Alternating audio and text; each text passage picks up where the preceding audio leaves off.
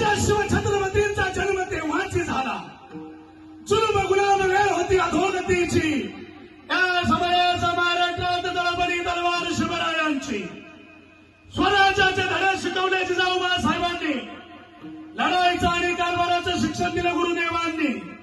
साथ घेऊन मावळ्यांची हात घातला स्वराज्याला. तोरणा जिंकून स्वराज्य उभारीने रायगडाला.